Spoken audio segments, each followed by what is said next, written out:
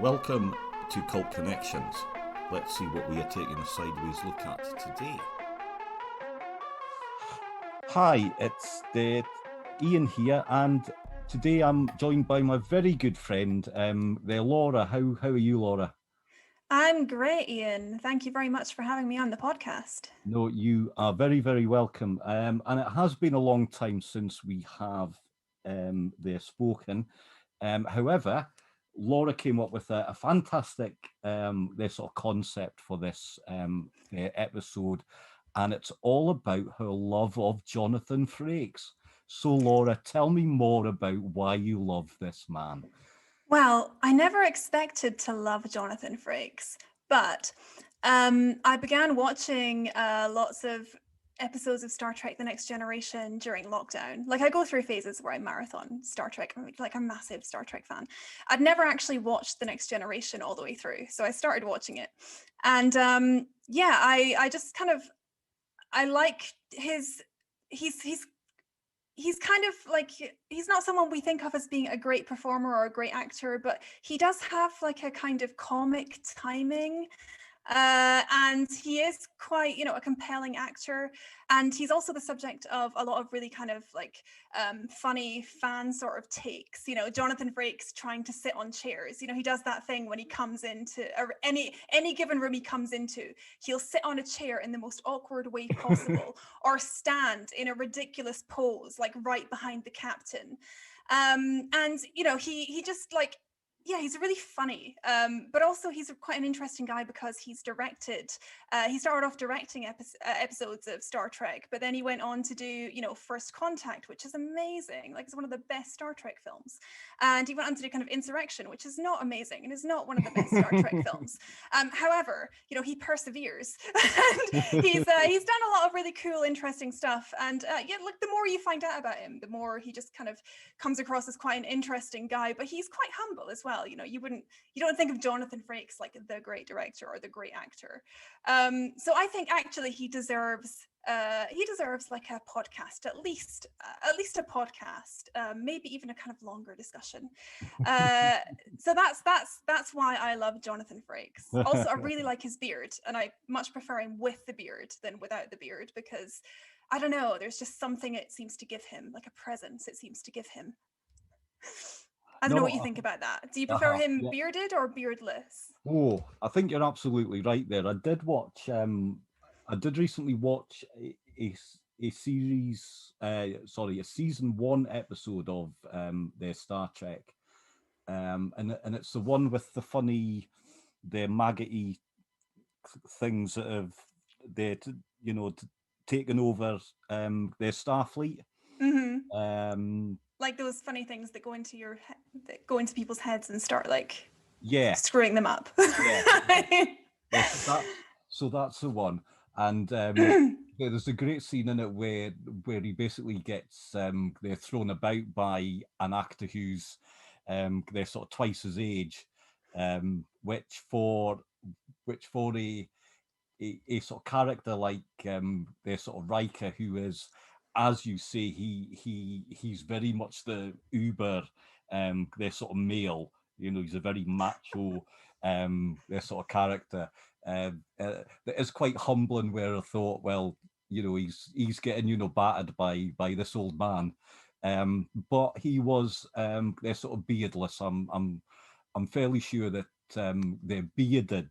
The Riker wouldn't have stood for that. So no, he wouldn't have, would he? And I mean, Jonathan Frakes goes through some interesting physical changes from the beginning of Star Trek Next Generation to the end. And towards the end, and this is kind of a bit insulting, but towards the end, he begins to take on a sort of almost Orson Welles type look, or not, maybe not look exactly, but a kind of charisma. He begins to look at he does. He begins to look a bit like Orson Welles, but he also begins to kind of take on more charisma as well as he sort of ages.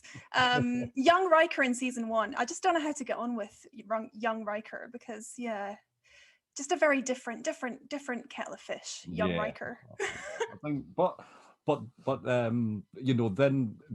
then again, you're right. I think actually season one's probably the hardest one there to watch, because they were obviously finding their sort of feet so much.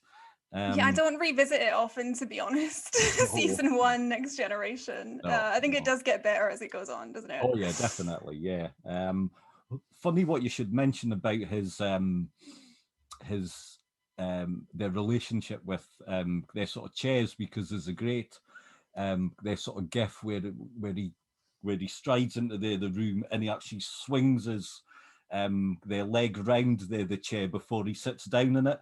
Yeah, he does a lot of that. There's like fan videos on YouTube where you can find supercuts of Riker just sitting on chairs in the wrong way. Like he just like swing. You don't walk into an office and swing your leg around the back of a chair and then sit on it like Christine Keeler in that publicity shot from the 60s. You know, that's what he does. It's very like I get the sense he's making these choices in order to leave a lasting impression. It's kind of like his equivalent of Shatner's long pause, you know. It's the thing that he does, that Riker does, that you associate with him. Yeah. He just can't walk in a room and sit down like he just cannot sit down properly. No. And he doesn't leave a lot of space between himself and other actors. He's always just like a tiny bit too close. Yeah. I think I don't want to cast any thoughts about their sort of Jonathan himself, but you know, one of the because to be honest, I will be absolutely honest here, their next their sort of generation is a series I have sort of issues with. I very much have a love hate their sort of relationship with it, and one of those things that I do always sort of pick out is the Riker himself, especially in the early days, because he is their commander, their sex pest in some ways, isn't he? He's like Commander Sex Pest. Yeah, he's got their sort of gaze down sort of pat, you know. Yeah, he's like you say, we're meant to think that he's the kind of macho character, and he kind of he comes across in that way, and he's like, he will put the moves on if there's an attractive female alien or something in the vicinity. He will be the one who puts the moves on, and he'll be the one who laughs at the smutty jokes and whatnot. Like, I think we're meant to kind of see him like that. And I mean, there are lots of problematic issues with the Next Generation. It's the late 80s, sort of early 90s, and whenever an episode tries to do anything to do with gender or race or anything, or you know, just anything at all, like that, it's very high-minded, but it just kind of fails because it's just it gets it wrong. It always gets it wrong. But there's a really interesting episode with Riker, though. Have you seen it? Where he meets this alien from a race of people who aren't male or female. They're sort of androgynous, but this alien wants it's like really taboo in their culture to express a gender like male or female, but this alien kind of wants to, and Riker falls in love with them. So there's a really sort of quite left field episode where Riker just actually is not he's not narrow-minded, or it kind of tries to open him up a bit as a character. I thought that was I don't think fans love it. I think fans think it could have gone further in its LGBT sort of credentials, that episode. But like, there's more to him than meets the eye, possibly. And then they've got his kind of relationship with Troy as well, which is kind of I don't know. It's a bit of a damp squib, isn't it? I must admit, I liked it better when she hooked up with their sort of Worf rather than have. Really? Because that was like really weird. I can't imagine Troy and Worf getting together. I think that sums up sort of next sort of generation fairly well, actually. Fairly weird, and you know, and like you say, it does sort of miss the mark on so much stuff. It wants to be it wants to be so sort of good in many ways and wants to touch on so many their sort of subjects, but yeah, it doesn't really, never really does any of them any their sort of justice, I feel. But anyway, I think we should actually get down to the episode that we'll have there chosen, and it is a very good one. So it's season 6, episode 21, which is State of Mind, which is basically it is a Riker-centric episode, and the basis of the plot is the Riker begins to question reality when he finds himself in an alien insane asylum and faces the prospect his life on the Enterprise has been a delusion. It's a great episode. Is it Frame of Mind or State of Mind? State of Mind. Are you sure? I think it's Frame of Mind.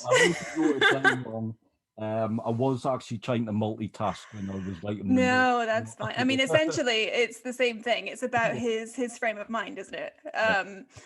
So he, it's a really actually very good episode. It might be one of the best. And he gets to act in it. You know, he gets to perform, and he gets to do soliloquies on stage, which is something that only Picard ever gets to do in Star Trek. Only Picard ever gets to quote Shakespeare and do acting in the Next Generation. So like, this is an episode where Riker gets to do it. And I kind of love episodes like this in telefantasy shows. There's always one where a character is in a sort of mental state where they're not sure what's real and what's not. And so he's sort of, at the start of the episode, he's performing a play for the crew of the Enterprise. And then this is kind of a hallucination, and we see him in a sort of mental asylum on an alien world. And then these aliens are telling him that he's imagined the Enterprise, and actually, you know, he's all of this stuff is kind of in his head. So you're kind of always looking at it from his perspective, and you're never really sure, like him, you're not sure what's real and what's not. Mm-hmm. And he gets to go a bit like, he goes kind of quite out there as a character. He gets to kind of rage and be really confused and upset. So he gets to kind of, you know, the full range of emotions we see from Riker in this episode.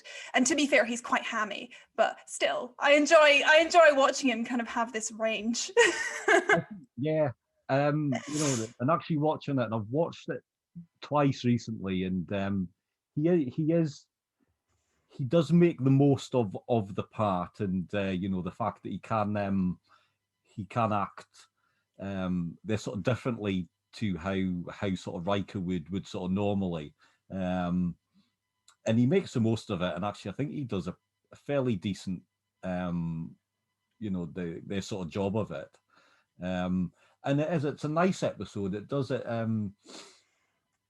you know, and I always get a little bit sort of tiresome where it's the episodes where it just kind of focuses on one their sort of character, because most of them are pretty shallow and, you know, a bit sort of dull. But you know, Riker does make the most, or you know, Frakes makes the most of his sort of chance to actually, you know, act a bit they're sort of differently there to how he would do. And it's a nice small self they're sort of contained episode as well, I feel. Yeah, it's kind of like a bottle episode almost, where it's just in a couple of rooms. Yeah. But it kind of works for all that, you know. I think it actually works well for, you know, for like you say, for being one of the cheap their sort of episodes in it, you know. I mean for me, when it comes to Star Trek, I always like the bigger ones. I always like the ones with you know, more of a sort of sci-fi their sort of concepts, and more about their sort of conflict and things like that. And you know, probably the more action type sort of episodes. But yeah, this one it is good. You know, it is Yeah, really I good. mean, it's still those kind of big action episodes, the ones that say meditate on the nature of like human life, and the ones that are kind of more space opera-y, are yeah, those are probably among sort of best Next Generation episodes. The one where like they meet the Borg and Picard becomes like Locutus of Borg, like that's Yeah, amazing. But like this frame of mind still kind of, it manages to kind of like do that whole like sci-fi human nature thing, and I think it's a fair point about character episodes in TNG, because actually it shows up how boring Worf is, especially if you have a Worf episode. You know it's going to be a good thrill ride if it's a Worf episode. That's sarcasm. And you know, I think Troy gets stiffed the most on episodes. Actually, her episodes are always a bit, oh god.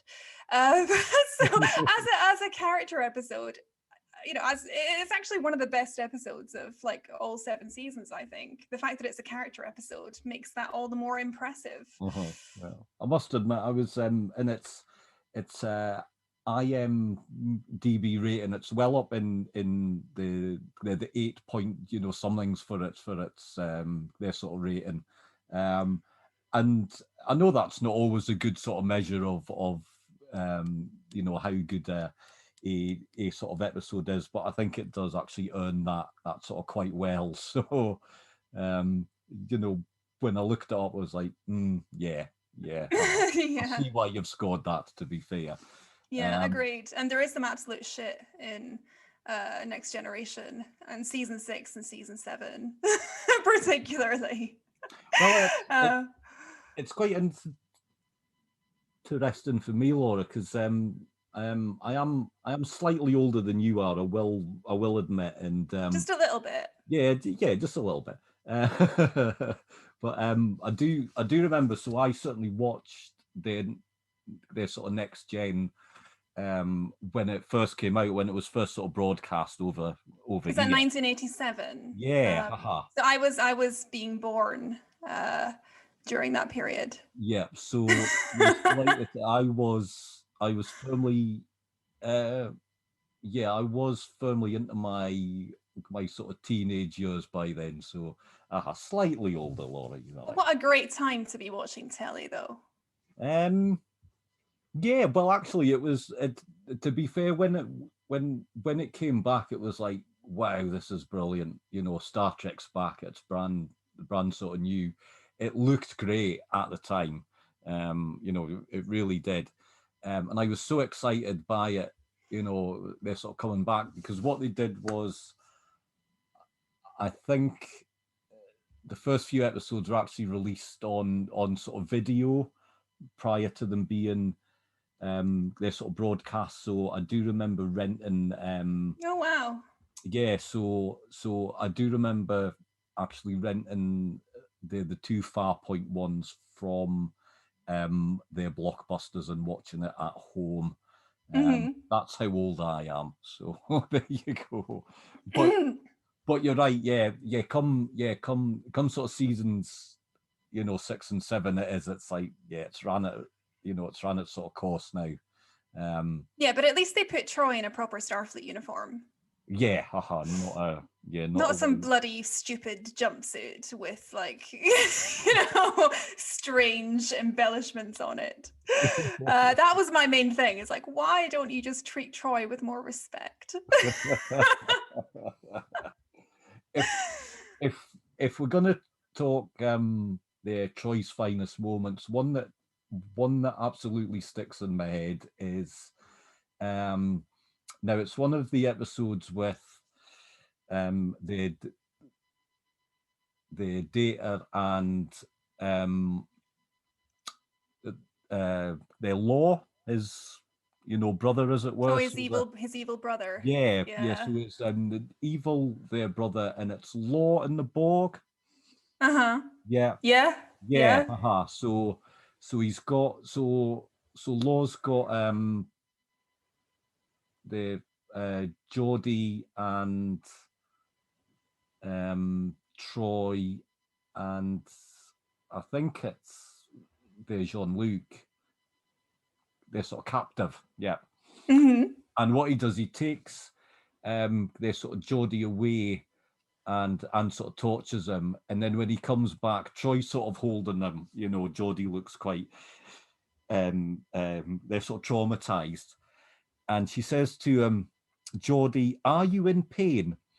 And I'm sitting there going, you're an empath. I don't think you really need to Yeah. actually ask him that question.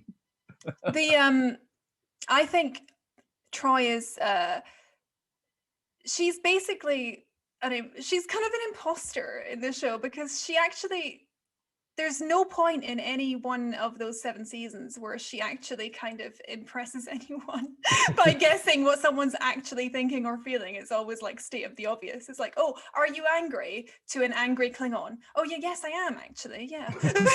So she's just, but and I respect that though, because she clearly has gained a position far beyond her skill set, but she is maintaining it by pretending that she knows what she's doing, and everybody's just going along with it.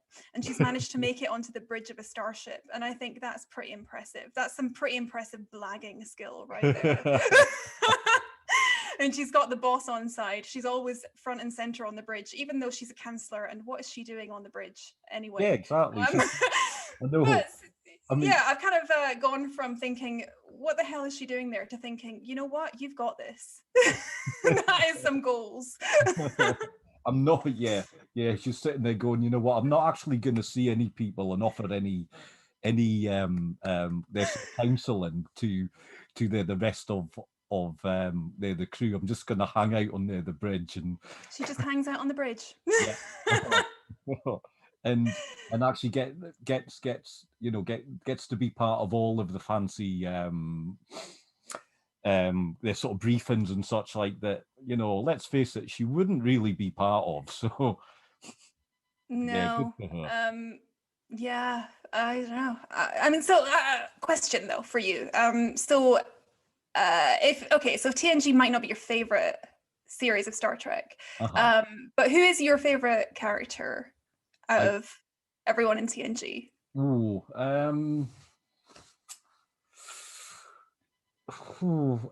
Probably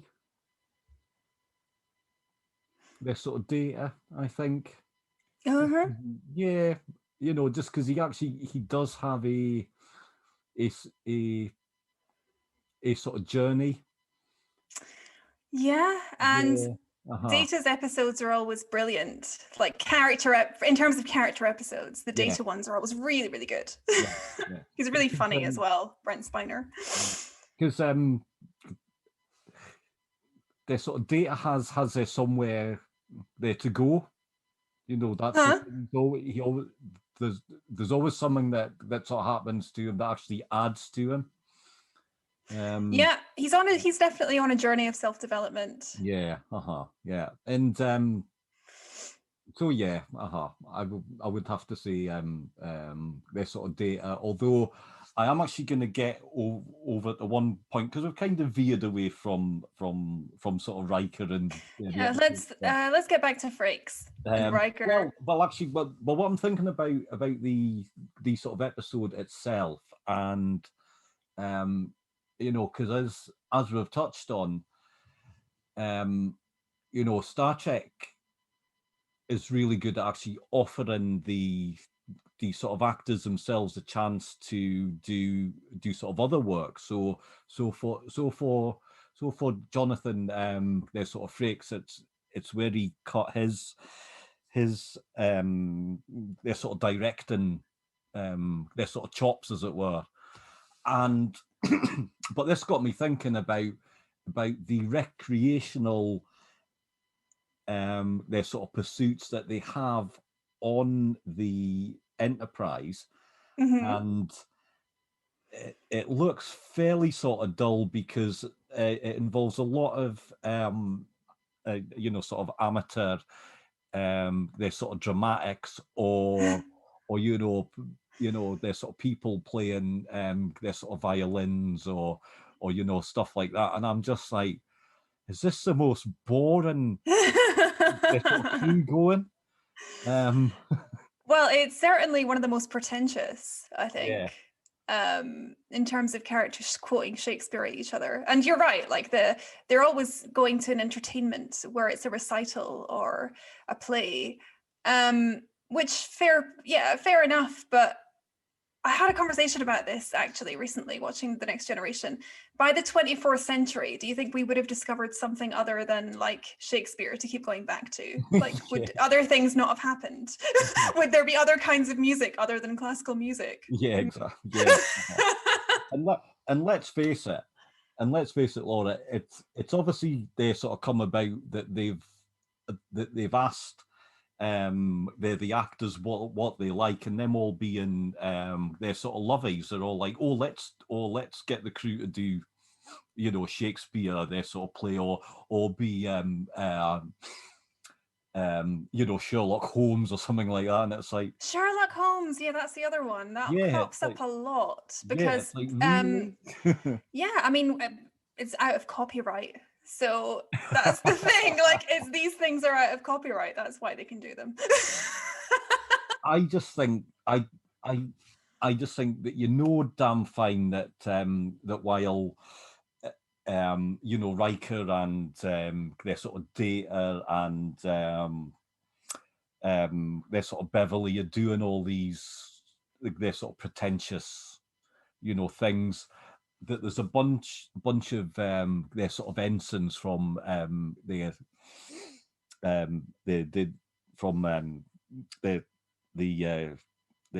engineering, their sort of crew who have their post-punk ska band going on there somewhere else, and actually that's where the fun, you know, the fun folk are actually hanging out. Totally. It all happens on lower decks. And yeah, that's a great episode. I can't remember what season it's in, but you get to meet some of the ensigns, and they have you get to see the bridge crew from their perspective, and it's not flattering. No. And it's no wonder, because the ensigns are like, oh God, I have to go along to this, you know, bloody play the night, and I'm only going just to, you know, just to brown nose up to just to show face. Yeah, I don't really want to go. I would much rather be, you know, back in my bunk watching you know, box sets or something. You know? Yeah, it is a pretty snobbish crew, actually. There is this sort of like upper class, lower class thing going on in Next Generation. It's just totally. And Picard is a big part of that, I think, because he's so upper middle class. It just kind of trickles down. That preoccupation with the arts and that really high-minded sort of approach. Yeah, definitely. I do want to move on from their Star Trek, because we could speak about it for forever.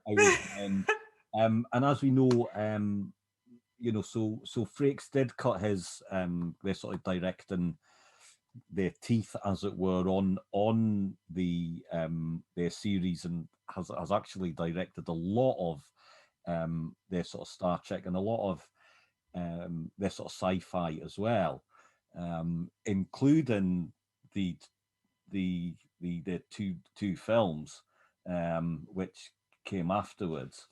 However, he went on to direct a very fun film, which maybe a lot of people don't really know, and that is Clock Stoppers, which came out in 2002. Now, Laura, this was a film that I wasn't aware of at all until you mentioned it. So, I'm sorry. No, that's all right, because you know what, I really loved it. It was good fun.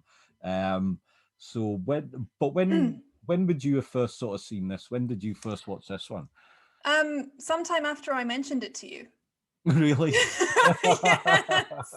I was just Googling stuff and that's interesting. I didn't realize Jonathan Frakes had done a time travel film for the youth in the early 2000s. So I thought that'd be quite interesting. So I actually watched it quite recently.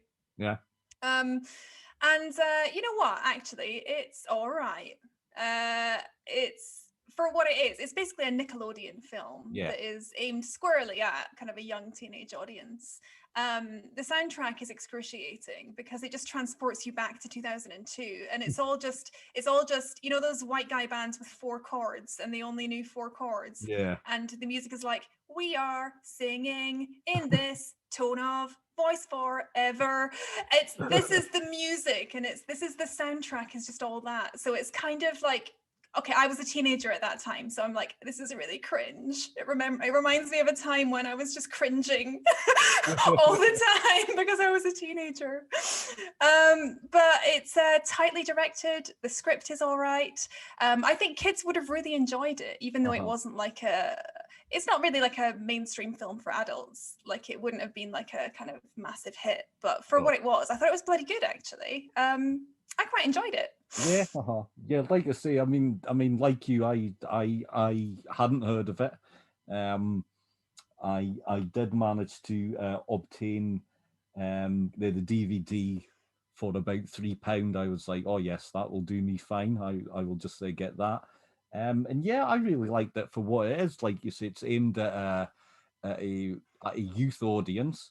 You know, the main their sort of characters are sort of young. You know, they are they're teenagers, but it's good fun. You know, rattles along.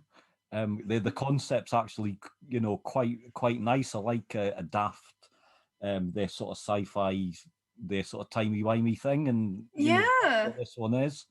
And yeah, it got a thumbs up from me. I spent I spent most of it actually watching the film and not looking at my phone, which is a great sign. So that's always a really good sign, isn't it just? Yeah. Yeah. So yeah, just good fun as well. And like I say, the concept's really good. So it's about a the teenager who accidentally activates a machine that enables him to speed up his their body so that other people seem to be standing still. And it involves a bit of industrial espionage, and him and his family's their life is at risk and such, like, from they're the bad guys. And as you know, he gets to have a bit of romance with the female as well. So all things that do appeal to they're sort of teenagers. And and like you said, Laura, it's nicely staged. It looks nice. It rattles along. It's fine. Like, you could say that about most of Jonathan Frakes' work. It's fine. Yeah, it does what it says it's going to do. Yeah, exactly. Yeah. And if you're listening and you're a mum or their sort of dad who is looking for a fun sci-fi type their film to watch with your their younger ones, then yeah, why not go for this one, because it is good fun. And actually the cast as well, there's some nice folk in there as well. There's a couple of their sort of actors who do stand out to they're sort of nerds, one of whom is being Michael their sort of Bean, who is a cult favorite. So I did like seeing seeing sort of him, and also Ken their Jenkins. I don't know if you know. I'm really bad with actors' names, actually. Uh-huh. So I'm really I'd have to Google it. Yeah. Which I will do right now. So yeah, but the guy who plays Dr. Doppler is that's him. Yeah, he's a really well-known cult Jenkins, actor and comedian. Yeah. So I've seen him in loads of stuff. I think he might have been in like Saturday Night Live sketches and things as well. So he's really good. Yeah. The title is kind of a misnomer though, because it's called Clock Stoppers, but actually they don't stop time, they just go really fast. So the kids have these scientists are trying to just go into this thing called hyper time, where it kind of is like you've stopped time. And the key scientist, this guy called Earl Doppler ends up sending this kind of device, this watch that can kind of put you into hypertime, to one of his kind of colleagues, and then the colleague's son finds it, and then all kinds of japes and hijinks ensue. But it's kind of almost similar to like The Flash, in that they kind of these kids have this device where they're able to kind of like press a button, and then everything seems to stop, and they can go really fast. And what they decide to do with the technology, because they're obviously teenagers, is make their friends look really cool in dancing competitions by like manipulating the audience into thinking that like cool stuff is happening, to get the girl, obviously, to play pranks on people. But like, it's a really fun idea if you're a kid. And I remember when I was younger, there was this show on, was it like CBBC or something, called Bernard's Watch, about this kid who had a watch that you could click and it would stop time. Like, it's a great concept. I think it's a great concept if you're a kid, like a device that can just make the world stop, and then you can kind of be creative and do whatever you want. So yeah, quite fundamentally enjoyable concept, and actually fundamentally enjoyable film. I think I'd really like it if I was 13. I must have well, I'm 47 now, Laura, and I enjoyed it, so I think that's that's quite a good thing, to be honest. Yeah. So moving on from that, actually, because what I think Clockstoppers did really well was it knew who its audience was, and it played really well to it. Moving on to our third film, or our third piece of their media, and this is one that probably actually missed its audience, or didn't quite get the tone right for what it is. You could say that, yeah. And to be honest, I can hear the middle-aged keyboard warriors frantically, they're sort of bashing out their hatred of this film as we speak, and that is 2004's Thunderbirds. It's not something anyone liked, is it, really? Like, who likes Thunderbirds, the 2004 live action film? If I'm honest, I like bits of it. I like some of it, but I think that the script is wrong. I think that the focus is wrong on it, and it actually misses its their sort of mark in that way. So 2004, a live action remake of the 1960s classic TV series, the Thunderbirds, and I think it wants to please lots of different sort of people, but it actually forgets what made Thunderbirds good. So for me growing up, now I might be You're not old enough to have watched Thunderbirds on telly. I'm not. Well, actually, Laura, I'm not old enough to have watched Thunderbirds in the 1960s. However, Thunderbirds in the late 70s and early 80s was on the TV a lot. So it's certainly something that I did grow up with, and I did love in many ways. But the things I loved about it was that it was a show you could appreciate at that age, but it wasn't about their sort of children. It didn't have young their sort of characters in it. It was adult their sort of characters doing exciting things in their fancy their sort of futuristic their sort of vehicles and all that, great their sort of model work. And when you're that age, their sort of the puppet work as well, is absolutely fine. You like that. So they remember that sort of vividly and liked it. I'm not a massive Thunderbirds fan. I don't know, the ins and outs of it as well as I do other things. But I do like it. But the live action remake, it misses there the mark, because where their sort of Clock Stoppers focuses on the young their sort of characters, and that works well.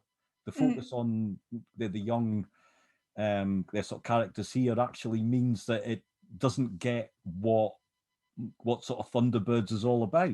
Yeah, like Clockstoppers knows its audience, whereas this doesn't, because I mean it's clearly not trying to please any fans of Thunderbirds or Jerry and Sylvia Anderson's stuff, because it's a different live action, so you don't have this craftsmanship, you don't have the fundamental look and nature of it. It's just totally different.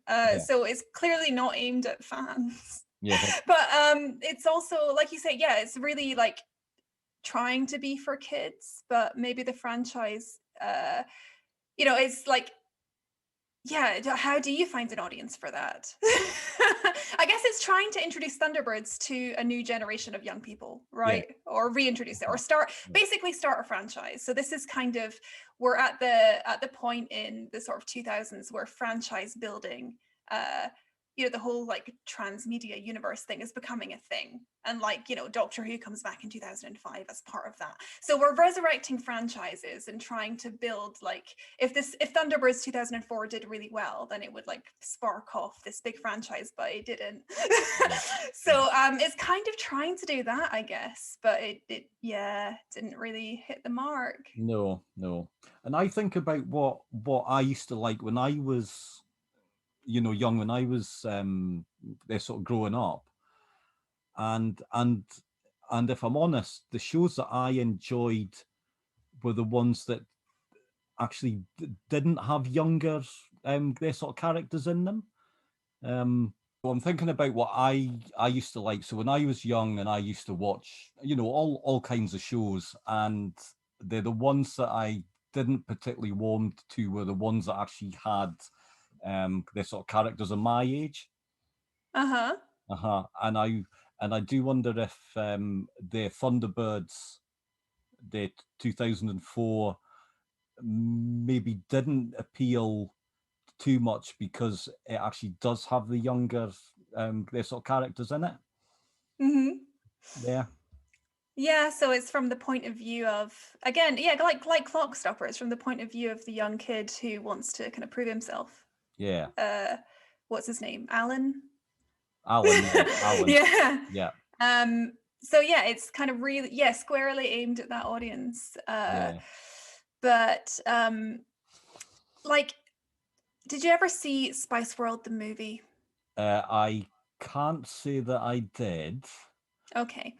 Well, it was just, there's this point in the late 90s when like film production companies are trying to make stuff based on existing properties for young people, and it's all really cheesy and pantomimey. So Spice World the movie is actually pretty similar to Thunderbirds, I think. This is my argument, because it has the pantomime villain, it has the kind of like bubblegum brightness, it has a lot of the kind of same beats, and also the companies that did Thunderbirds, I'm not sure if it's the same ones, but like Working Title did Thunderbirds in 2004, and they'd also done a bunch of that like cool Britannia shit, and this is the company behind like the Bridget Jones franchise and all of that. So they're quite savvy, and they're quite good at making stuff that appeals to an international audience using like British properties, but they don't always get it right, and I think Thunderbirds is like an example of them not getting it right.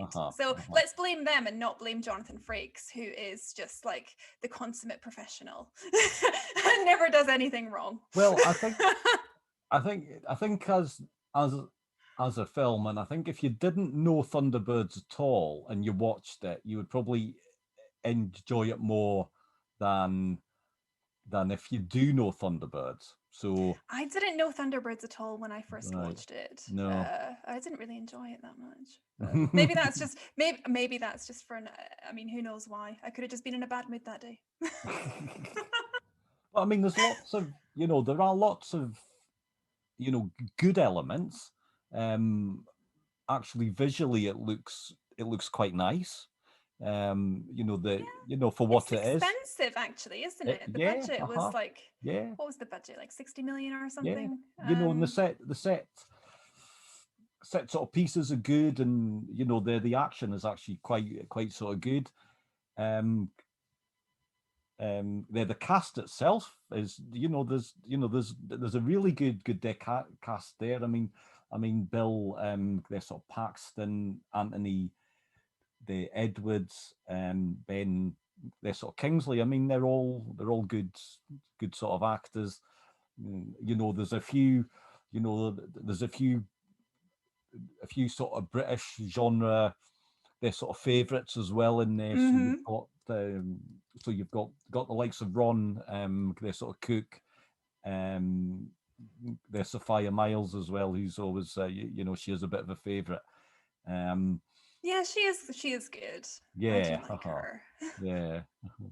I do have to laugh at her opening scene where she turns up at the boarding, their sort of school, and she's basically faced with a bunch of horny, they're sort of teenagers. Mm.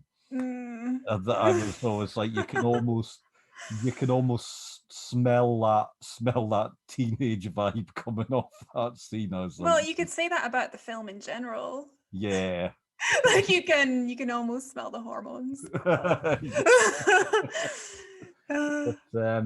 So there are some, so like we say, there are some, good elements about it, but yeah, it misses the mark. And I think as well, and if you're a hardcore Thunderbirds fan as well, I don't think you're gonna like this, are you? If you're no, you're not. not a little bit. In fact, you're gonna fume about practically everything involved with this film. And I did have a little dip into, there are a couple of fan, their sort of forums just to read about it, and it is universally loathed, to be honest. So yeah, and fair enough. I can kind of get why. One thing I did just want to touch on, which is a more sort of positive bit that I found, and that's the character of, their sort of Brains, and also Brains' son. They both, their stammer of sort of course, and that's something that was brought from the their sort of 60s. So, and I quite like the way that it's actually they're done in the film. I don't know if you really sort of picked up on that there, Laura, but it's not done as a sort of funny thing, or to make Brains be made sort of fun of because he sort of stammers. And I actually really liked that. I thought that was actually quite, they're sort of positive. Mm-hmm. Yeah, and isn't that part of? I mean, the character. I was reading about this. Wasn't it the original voice actor who decided to give Brains that stutter? Yeah. And it was just kind of kept as part of the character. Like, I Yeah. think I remember reading about that. Yeah. I'm sure that is absolutely right. But because it's something that, I've looked a little bit in to this, and it's something that's actually quite sort of close there to me, because when I was they're sort of growing up, I actually used to stammer really, really badly. Okay.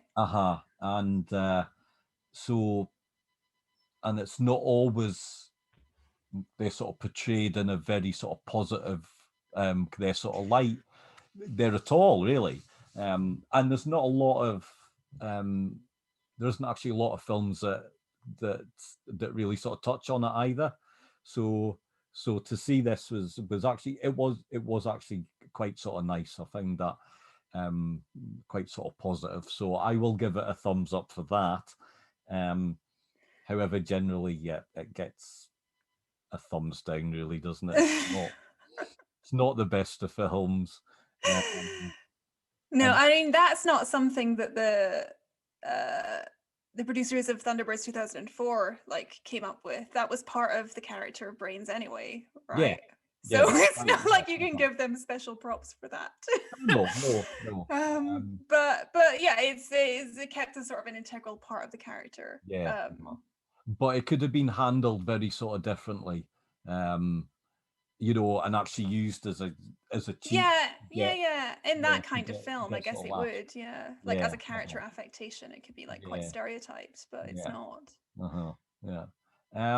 I am going to round things up with that. So Thunderbirds, I'm afraid, does get a thumbs.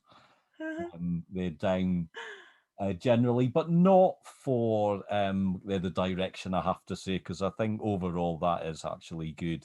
So so Mr. Frakes does get a thumbs up all the way through all of the three things Excellent. that we've spoken about. And having spoken about him, Laura, I must admit you've kind of changed my views on him a bit.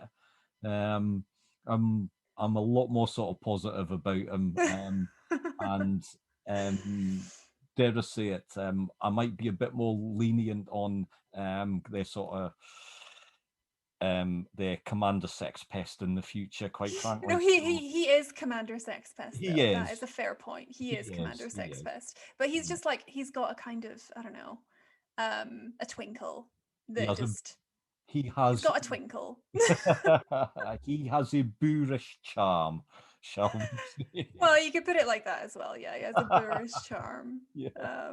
I like to think that in real life, Jonathan Frakes is like a really nice, solid guy. Oh Like he just yeah. seems like a really nice, solid guy. He will be. He absolutely will be. Yeah. And let's face it, the fact that he's worked so much and he's still working, and still actually making really good their sort of TV to this very day. I think is their sort of testament to him. Yeah, and if you're listening to this podcast a year from now, when it's been found that Jonathan Frakes has been cancelled for saying something absolutely horrendous or doing something absolutely horrendous, then just ignore everything we just said. It will swiftly get they're sort of deleted and will never be seen again. No, well, fingers crossed that does not happen. Yeah, because there's nothing worse than someone who you held up quite sort of nicely turns out to be an absolute arsehole. But there It you is go. true. Yeah, I'm thinking of you, Mr. Noel Clark, quite frankly. But Oh God, yeah. yeah, Yeah. Geez, that was horrible, wasn't it? yeah, And if you're a big their sort of Doctor Who fan, like I know we both are, Oh, yeah, absolutely. yeah, it's not nice. Anyway, just to round things up, I want to say thank you, Laura, but also I'd like you to tell me a bit more about what you do. Well, where to begin? Basically, I'm a lecturer in film and media at the University of Hull. And I sort of like part of my job is teaching and part of my job is like being a historian, so doing research on the history of film and telly and writing articles and books about it. Yeah, that's basically what I do. And in my sort of as part of another kind of freelance job, I do write DVD booklets and essays for releases of old films, often things that have never been released before for companies like Network On Air and Indicator. So I sort of do a bit of like writing about film more commercially, which I really enjoy. And I get to see all kinds of like really weird stuff that I wouldn't normally see. So I kind of like that. And I also started a podcast a few months ago with my good friend Dr. Adrian Smith called Second Features. So I should plug that now. So Second Features, we just kind of either me or Adrian will choose a film that we think is bizarre in some way or doesn't have enough attention or it just deserves reappraisal. It's more sort of balancing the academic side with the sort of like fan side of it, and we sort of do a film a month where we discuss like reappraise some kind of like long forgotten classic. So that's kind of the podcast side of it. So that's essentially what I do. And now that I'm saying it, I seem kind of dull. I do other stuff. I don't actually know, I'm lying. That is all I do. Well, we have spoken about the Thunderbirds, and you do actually have something Thunderbird related. They're sort of coming up. Yeah, I mean, I don't know if this podcast, it might have happened already by the time this podcast goes out, but yeah, we're doing an event at the University of Hull with Stephen Lariviere and Andrew T. Smith and their team, who fans of Thunderbirds will know of.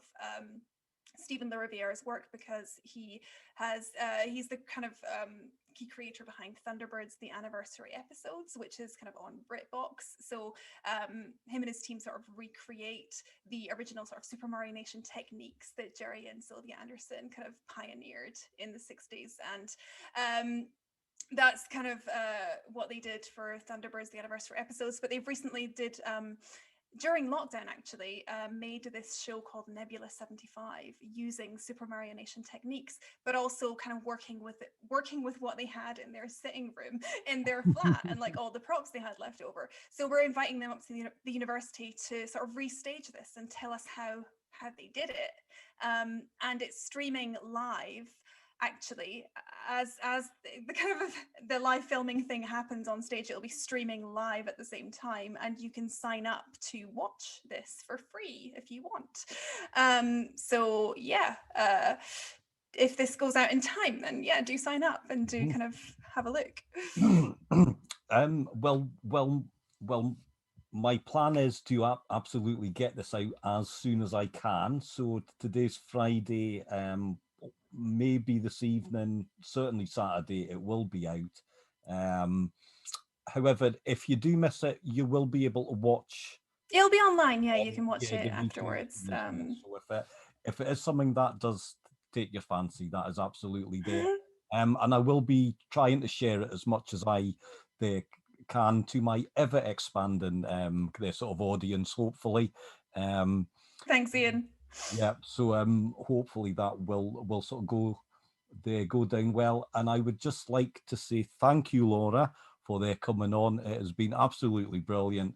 And I do hope you come back again in the future. And thanks everybody for listening.